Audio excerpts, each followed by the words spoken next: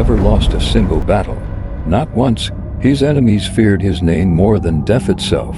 Yet this same man once sworn to destroy Islam would one day become its greatest sword. This is the story of Khalid ibn al-Walid.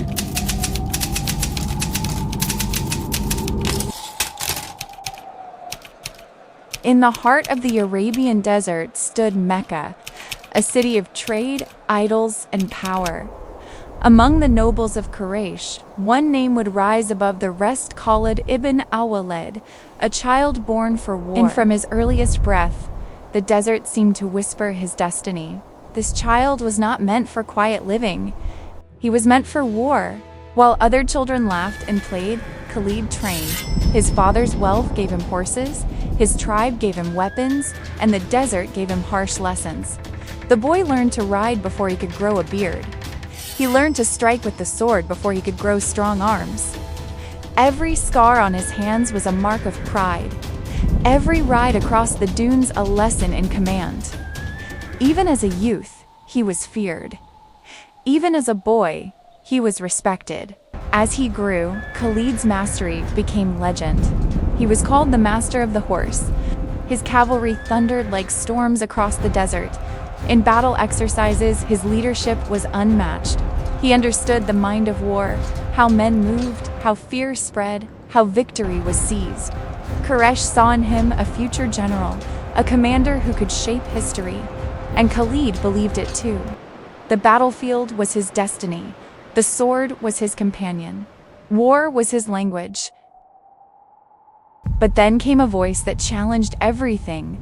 Muhammad, from the tribe of Quraysh itself, called his people to abandon idols and worship one God alone. The nobles laughed, the leaders raged, and the Quraysh saw this new faith as a threat to their power. To Khalid, it was weakness, softness, a break from the pride of his people. He stood with Quraysh against Islam, his sword ready to silence this rising movement. He did not know then that the very faith he despised would one day claim his heart. When the first great battle came at Badr, Khalid was not there, but Quraysh tasted humiliation. Against all odds, Muhammad's small army defeated the might of Quraysh. 70 nobles fell, many more were captured. The desert whispered a new truth. This was no ordinary struggle. To Khalid, the sting of defeat was personal. He was not on the battlefield that day, but he vowed that next time he would be, and he would never allow Muhammad's followers to rise again. The Quraysh would not accept defeat. They marched again, this time to Uhud, and at the head of the cavalry rode Khalid ibn al-Walid. His eyes burned with vengeance. His mind sharpened with strategy. He was determined not just to fight Muhammad, but to erase Islam from Arabia.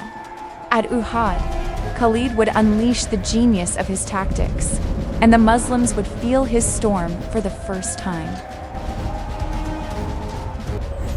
From the golden sands of Mecca to the blood-soaked fields of Uhud, Khalid ibn al-Walid rose as the undefeated warrior of Quraysh.